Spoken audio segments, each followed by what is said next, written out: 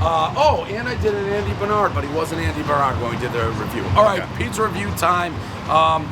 People who know Barstool and know what I like, The Office is my absolute favorite bar none TV show of all time.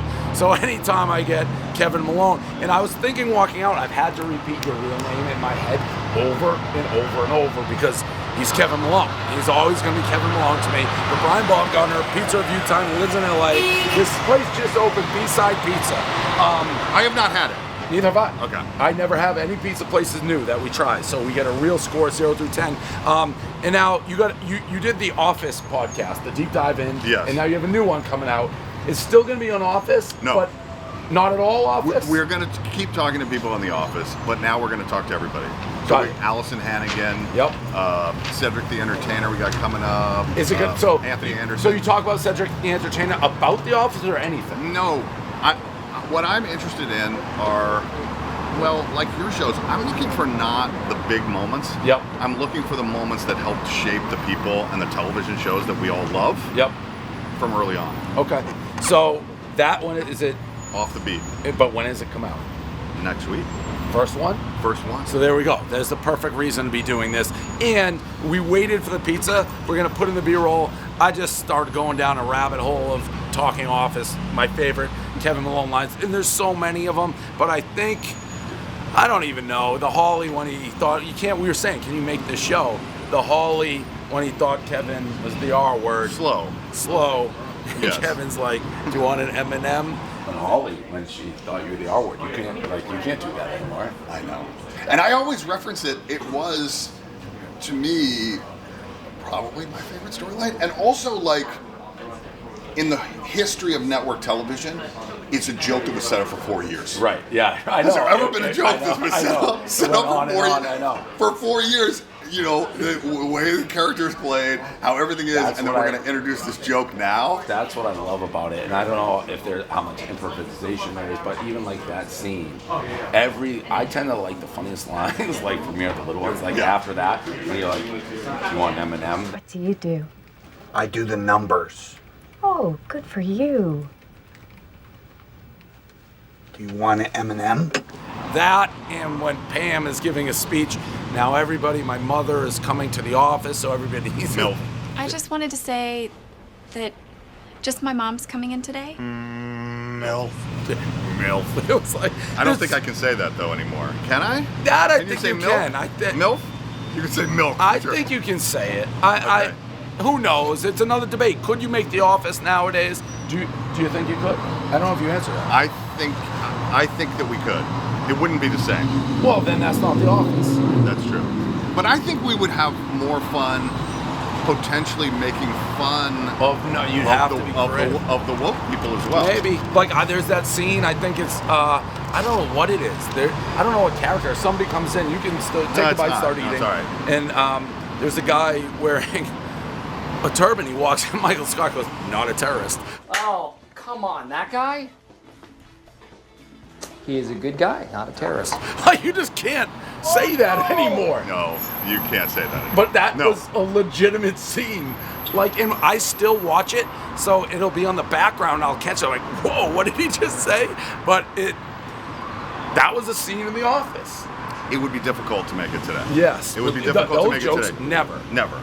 So here we go. You take one bite, 0 through 10. Obviously, if you can tell, I'm super excited. I mean, so The Office. But listen, of all of the pizza review shows, yours is my favorite. Thank you.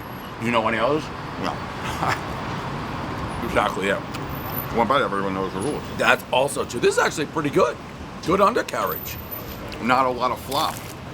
I learned that from you. So, and it's true. You don't want flop. I like it. No one likes flop. Nope. No. Under one no likes circumstances. No. Yeah.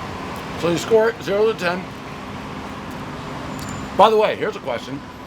If you didn't play, I thought I just ran a spot. If you didn't play Kevin Malone, what would have been your second choice character to play? Dwight is an amazing character. It's just an amazing character. But could anyone do that but Rain? But, all right, once you watch the show, Like I couldn't picture anybody doing You But You or Right. Rain But Dwight or Kelly or all of them. Right. That's what makes The Office. The Office. Every single character. Like nobody would surprise me. Some say Andy Brown is my favorite. Kevin Malone. Just they all. That's why it's to me the perfect show. Except. And we had a little beef. I thought the show went downhill at the end. He looked like he was going to punch me when I said that. It's my favorite show of all time. But for me, like, basically, once Jim and Pam got married, the show was kind of dead to me. Like, that. Really? Yeah, for the most part. So you watched it for Jim and Pam? No, I watched it for all. But, like, the new characters that came in, like, Michael was still there a little bit. But, like, once I thought it just got a little bit weird at the end. You have to know it went downhill towards the end, right? Or do you not? Is that breaking news for you? Listen, no, I've heard all the shit. I've been working on this for the last 2 years. That looked like I like you saw a ghost when I said that. Well, underrated. The last season is underrated. Ninth season is underrated. You should. I am gonna. Actually, on the new podcast, speaking of people who can't play, Eric Stone Street coming up. Eric Stone Street was the final 3 for Kevin Malone. No kidding. Eric Stone Street. Yeah. Now I don't could have know been on who that Modern is. Family. Modern Family. Oh, okay. Yeah. That makes sense. Kind of the build, same like physical appearance a little bit. This is pretty good. We've had more than one bite. We have. The guest always goes first, by the way. Oh, with the rating? Mm-hmm. Do I put it on my own scale or like where I know you kind of will put it? No, your own scale. What do you? Well, you don't. What does that mean? You think you know what I'm gonna score this? Yeah, I'm gonna call it a 7-2. I'm gonna call it a 7-2. Very solid. Maybe a little too crunch. No such thing. There it is. I absolutely cannot believe this Beachside Pizza. This is the hotel that we basically rented for Super Bowl week. I haven't had it once. We've been driving around. I think this is actually pretty good pizza. Like, really good. I'm going 7.6 on this. 7-2, That's 7-6. Yeah, that's every little decimal point matters.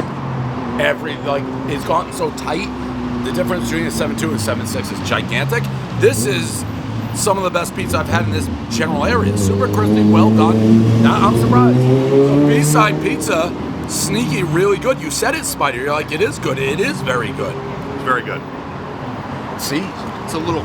Do you take it insulting if I just ended it saying Kevin Malone as opposed to Brian? Like, you hear some people like, I don't want to be just known as that one character. It just is inevitable. Yeah, well, I think it's good. I play a lot of golf. Yeah. I'll play with guys who I play with once a week. And after about 12 holes on an occasional day, they'll be like, good shot, Kev. Yeah, it is. Just take it. Brian Baumgartner, Kevin Malone, all-time review. I don't know. All time. Well, yeah, The Office is my number one show of all time, so there you go. All time. And by the way, I credit it to Ricky Gervais. We had a little do about that, too. The way that Greg Daniels, the creator, how he tied up. Wait, is he the creator? The American version of The Office. Because I'm also like a giant Ricky Gervais fan. Me too. Oh, me too. I was a huge fan. So when somebody says creator, I go to him. Okay. I think that's fair.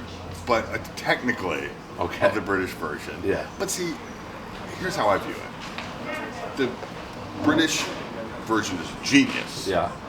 It's a miniseries. Yeah. It's like today a miniseries. That's what they do over there. Right. And it's different. But I talked to him about this on my podcast not too long ago. Basically, like, what I said to him is, your character can't survive. Right. He's like, from about the first episode, the clock is ticking. Right. He's got to be fired. He's two. Whereas, Michael, Redeem, American television, let's syndicate, let's make 200 episodes, and he had a real journey. So, in that regard, it became really different. Greg Daniels is the creator of the American version of The Office. Ricky Gervais is all time. By the way, Ricky Gervais, if you're out there, you're on my hit list. We tried to get him to do my birthday party, won at $1 million. Really? $1 million. I would have done it for $750. All right, that's a review. Thank you. Where was The Office? The Office filmed out here? Yeah. I don't know if I knew that. I guess that makes sense. Yeah. They did a pretty good job. There are a couple of scenes on the roof. Yeah. Where you see palm trees. When Steve left, they brought in Spader, who, by the way, is a quiet genius. There's no question about that. That's that's actor talk. But he wasn't. It was different. It was different. Yeah. It was different for a year, and there was a big. A lot of people thought we came from nothing, right, But now we've established ourselves as viable, big actors, and the network at the time thought we needed a big gorilla. They were like, well, Steve Carell's a big star, we need another big star. And a lot of the creatives were like, no, we got this. Like, we're good. We got Andy. And I mean, nobody was Jim a big and star Pam when it started. No, none of us. Right. No. Steve included. No, I know. Season 2, 40-Year-Old Virgin. Yeah, right. But the final season, I think, is incredibly underrated. So I have to rewatch it. I got disconnected from it, and then, like I said, I probably haven't seen all the episodes even. I just kind of stopped watching. I'd rather go back and watch the old one. I don't know if Steve said it. Do you think they could make the show now?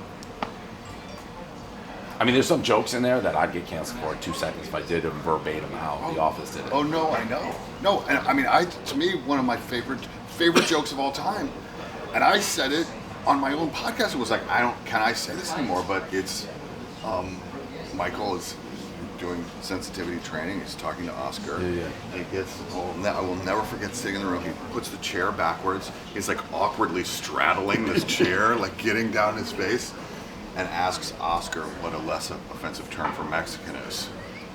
It's all, and Oscar's like, there's nothing offensive. He's like, yeah.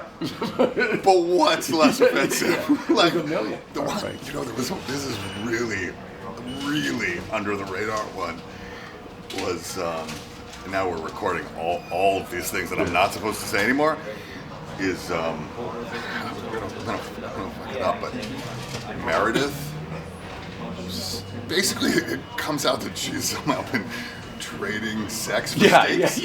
For supplies. Yeah. It's like, I don't know. My joke that I think is true about that is like, how many people it's the most watched show in television today. Yeah. Anything. People talk Squid Game, they talk this, they talk that. No one is watching anything on television today more than The Office. So someone's gonna make it, right? Yeah, I don't. And it is evergreen. Like I said, I literally just keep watching it over and over and over. Right. I never stop watching it. I know the lines are coming in. I even still, as much as I've seen it, I feel like there'll be little lines that just pick up. Like, people ready half the time too. It's like another line I say, I don't even quote you on half the time. People don't know it, but you're standing at the window when Dwight and Andy are fighting. Come on, believe in something. Like if my guys are down, I say believe in something. All right, we'll go out. So we'll start it like we're starting it. We'll just cut it. I'll be like, we already had the conversation while we're waiting for the pizza, and then we'll go.